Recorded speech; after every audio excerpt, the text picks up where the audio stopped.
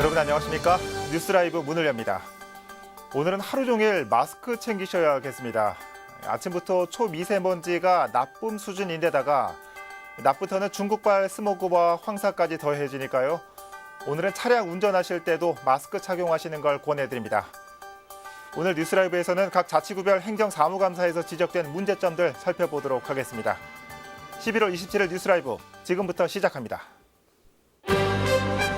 오늘의 헤드라인입니다. 용산복지재단이 거액을 후원한 기업인을 중심으로 재단 임원을 구성했습니다. 복지 전문가는 한 명도 없었습니다. 예산 마련을 위해 지역 축제를 줄이는 중구의 행보에 대한 우려가 나오고 있습니다. 충무아트센터의 시민공간 확대 운영도 추진되고 있습니다. 2012년도에 끝날 예정이던 동부간선도로 확장 공사가 2020년 완공을 목표로 하고 있습니다. 지지부진한 사업을 집중취재 와디슈에서 진단합니다. 경전철 난곡선을 1호선 금천구청역까지 연결하라며 정부와 서울시에 촉구하는 결의안이 금천구의회에서 의원 만장일치로 통과됐습니다. 용산복지재단이 최근 구의회 행정사무감사에서 구설수에 올랐습니다. 거액을 후원한 기업인을 중심으로 재단의 임원을 구성했다는 게 그 이유입니다.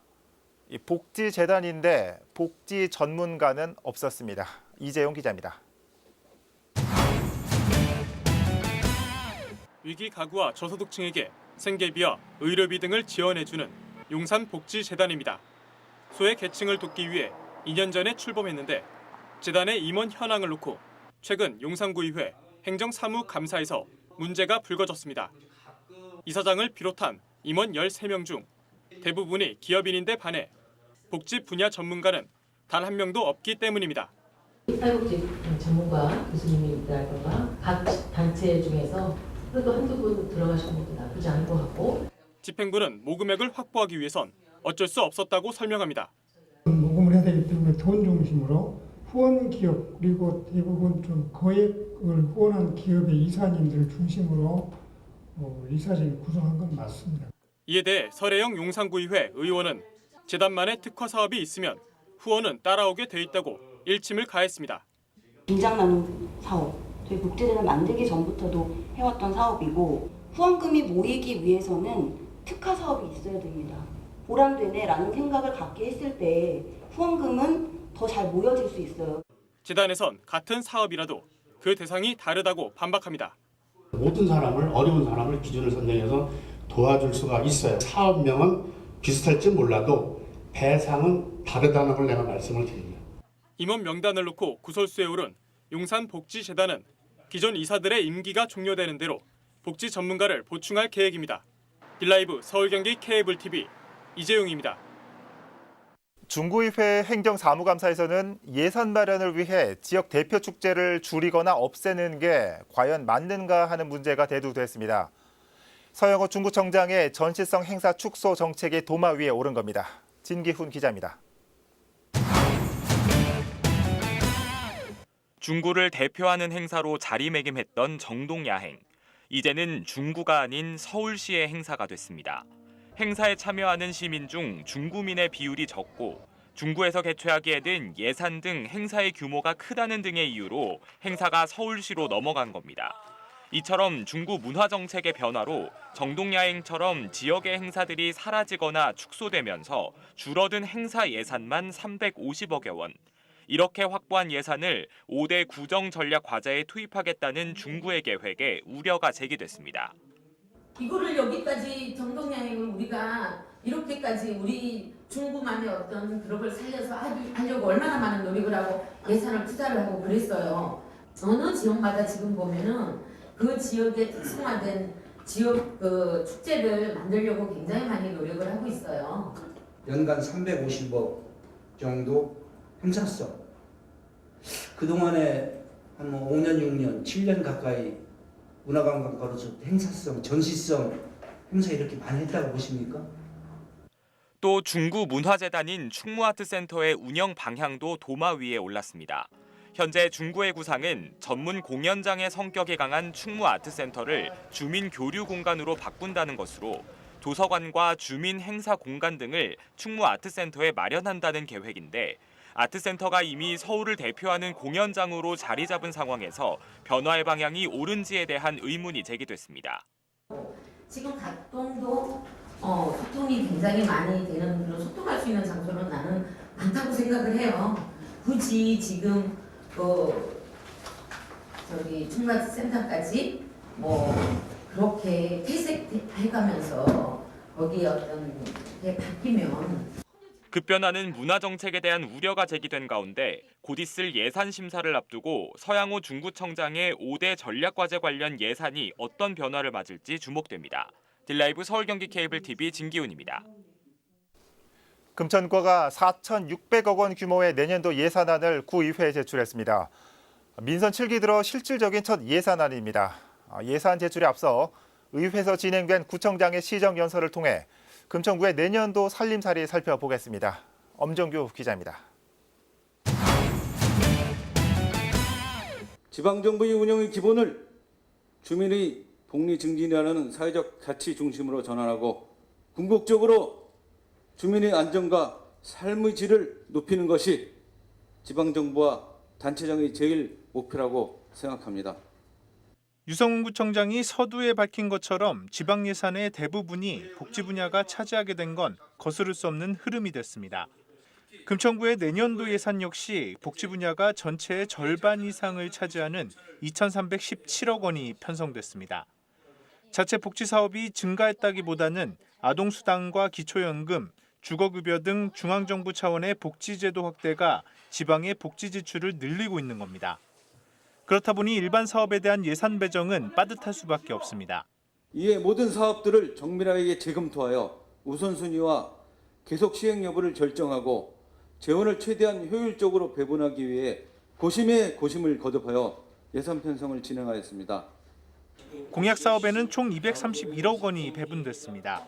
여기에는 다목적 문화체육센터와 숲속 작은 도서관 건립, 그리고 메이커 스페이스 운영 등 총 25개 수건 사업이 포함됩니다. 이 밖에 주요 사업으로는 재난재해 예방 등 안전 분야에 16억 원, 일자리와 도시재생 사업에 각각 125억 원과 40억 원이 편성됐습니다. 집행부가 제출한 4,612억 원 규모의 예산안에 대해 의회는 다음 달 17일까지 심사를 진행한 뒤 본회의를 열어 최종 확정할 계획입니다. 열악하고 한정된 재원이 우리 구에 시급한 현안 사업과 우선순위 사업을 중심으로 합리적으로 배분되어 모든 국민들이 골고루 혜택을 누릴 수 있도록. 한편 이날 본회의에서는 한 방청객이 의회의 투명한 업무 추진비 공개를 촉구하다 제지당하는 소란이 벌어졌으며 본회의장 밖에서는 수입차 도장시설 설치를 반대하는 주민들이 집행부를 상대로 집회를 벌였습니다. 딜라이브 서울 경기 케이블 TV 엄종규입니다.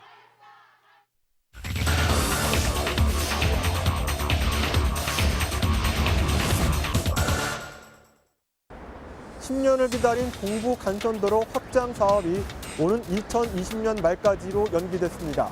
구간 평균 통행 속도가 24km에 머물 정도로 사실상 도시 고속도로로서의 기능을 잃었는데요. 와디슈 이번 시간에는 동부 간선도로 확장 사업의 현 상황을 짚어보겠습니다. 이른 아침 동부간선도로 노원구 방면 하행 구간입니다. 주민들에게 차 막힘 현상은 일상이 됐습니다.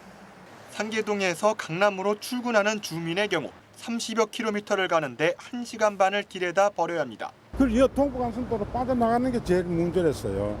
이 아파트에서 동부간선도로 빠져나가는데 혼자고 빠져나가고 한 1시간 반 이렇게 걸려요. 경기 북부를 비롯해 도봉구 등 인접 자치구 차량이 집중되기 때문입니다. 각 구간마다 합류 지점도 있어 교통 혼잡이 극심할 수밖에 없습니다.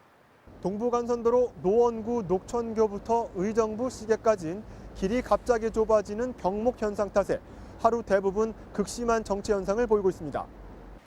접촉 사고도 잦습니다. 취재 도중 6중 추돌 사고가 발생했습니다.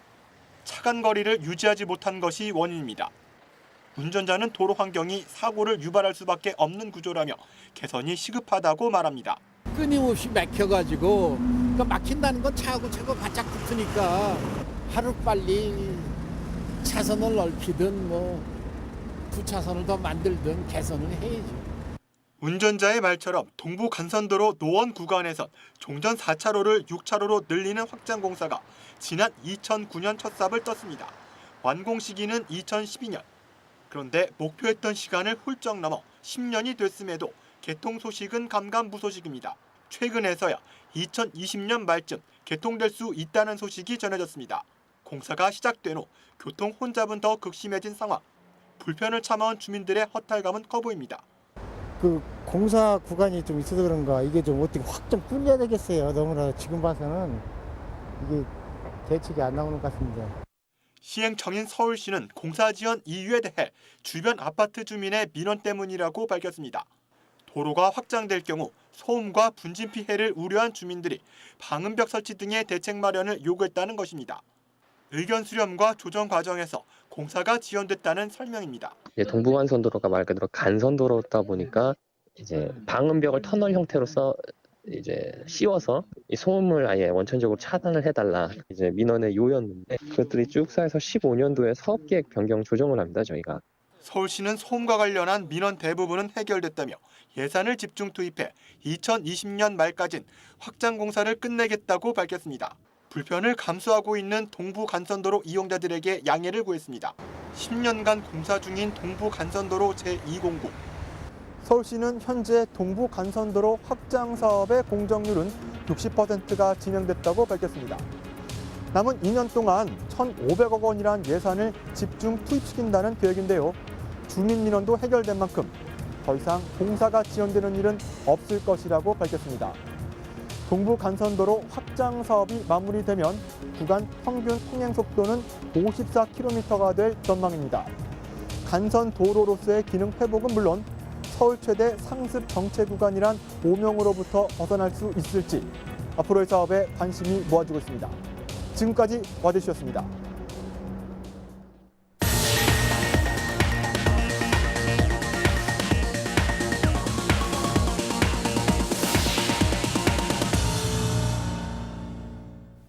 금천구의회가 경전철 난곡선 금천구청역 연장 촉구안을 의원 만장일치로 결의했습니다. 결의안에서 의원들은 금천구의 지역 낙후도 지수가 서울 25개 자치구 가운데 최하위라며 이는 낙후된 교통 인프라가 원인이라고 주장했습니다. 그러면서 서울시의 재정사업으로 진행 중인 비강남권 경전철 난곡선을 1호선 금천구청역까지 연장할 것을 중앙정부와 서울시에 촉구했습니다. 송파구가 내년도 예산에 8,141억 원을 편성했습니다.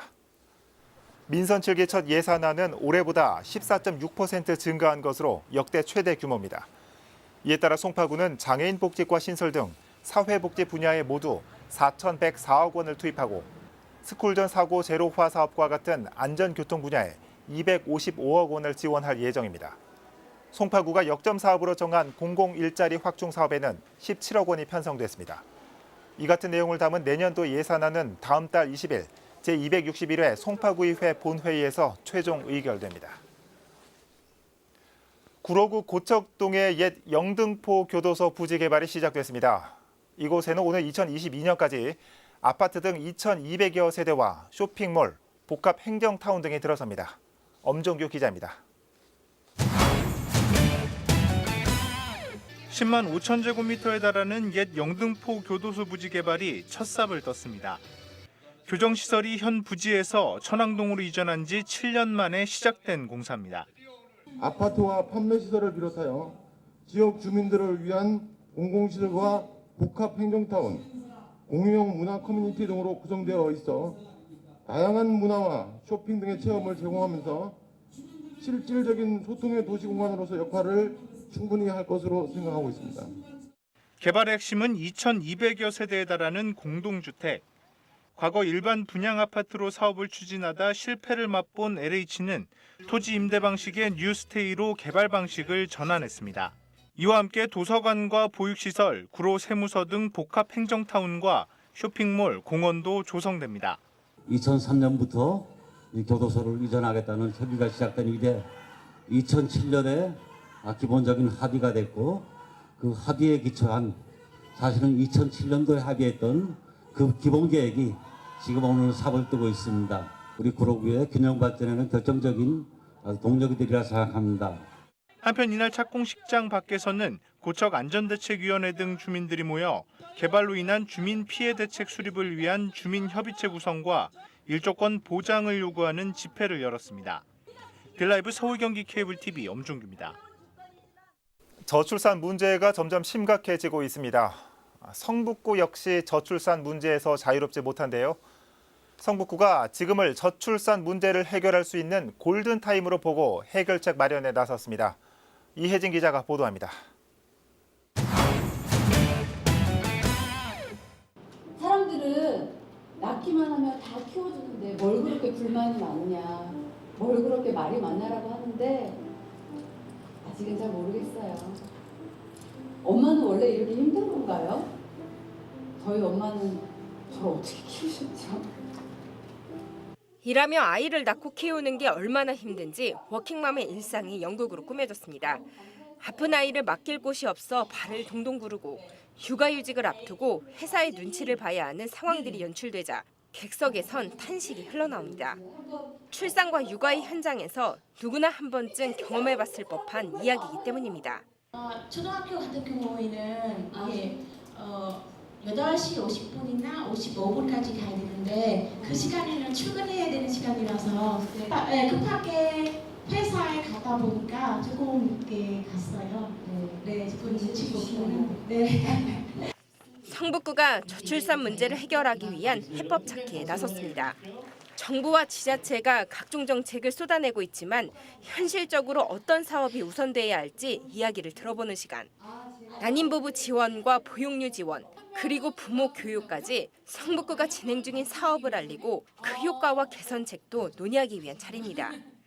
정말 애들을 위해서, 앞으로 출산을 위해서 우리가 가져야 할 정책, 목표 이런 부분들을 한번 좀 집중적으로 연구하고 또 전문가들을 초빙을 해서 또 여러 가지 프로그램을 우리 같이 공유하고 이런 부분들이 필요하다라고 생각을 해봤습니다.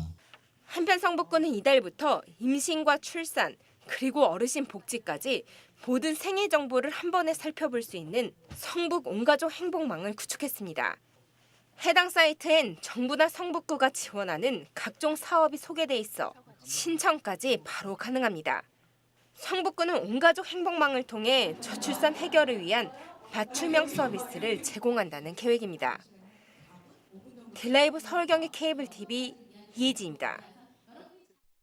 4차 산업혁명과 이에 따른 변화의 물결은 방송과 미디어 업계에도 큰 도전이 되고 있습니다.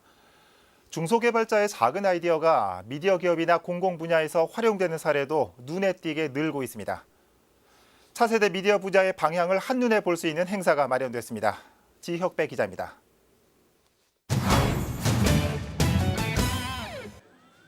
스마트폰처럼 클릭만으로 프로그램을 사용할 수 있도록 해주는 소프트웨어입니다. VOD나 SNS, 인터넷 뱅킹 등과 연동이 가능한데 컴퓨터 사용을 어려워하는 어린이와 중장년, 고령층을 겨냥했습니다.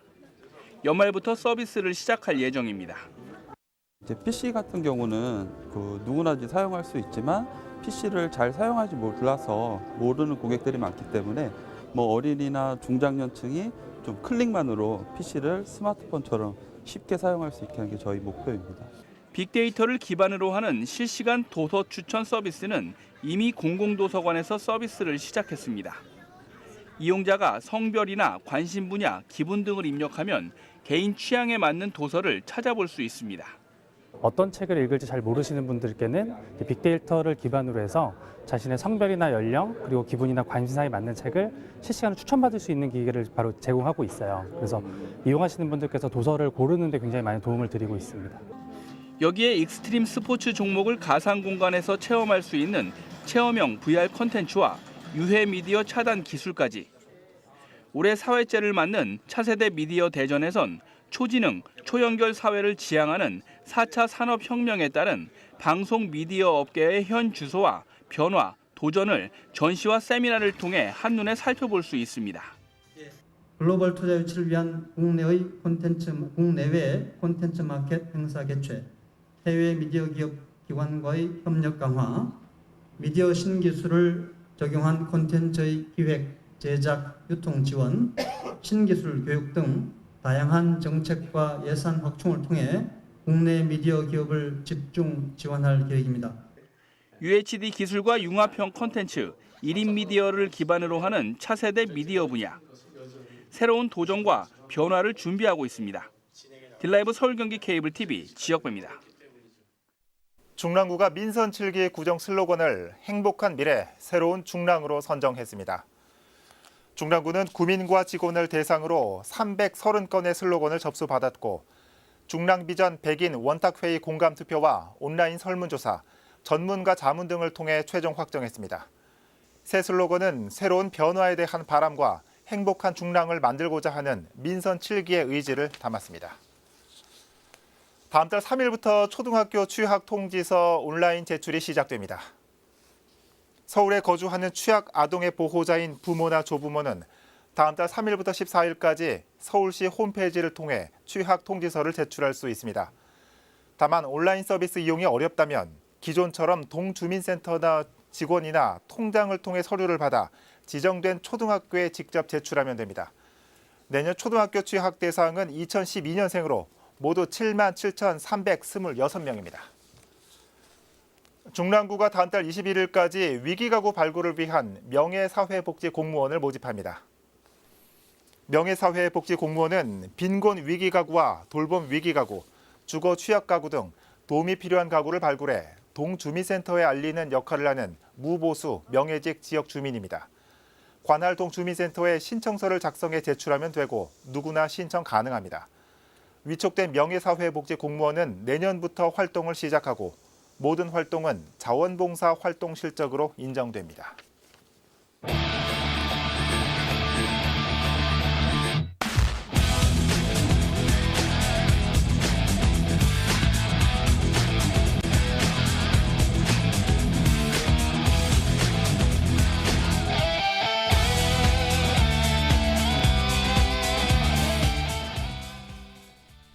노원구에 연간 82kg의 미세먼지를 흡수하는 도시숲이 조성됩니다. 월계동 초안산 근린공원에 모래 3,600여 제곱미터 규모로 조성되는데요. 민관 협력으로 조성되는 첫 도시숲이라고 합니다. 미세먼지가 이제는 개인과 기관을 넘어서 모두의 문제라서 그럴까요? 2호, 3호 도시숲이 벌써부터 기다려집니다. 뉴스라이브 마칩니다. 시청해주셔서 고맙습니다.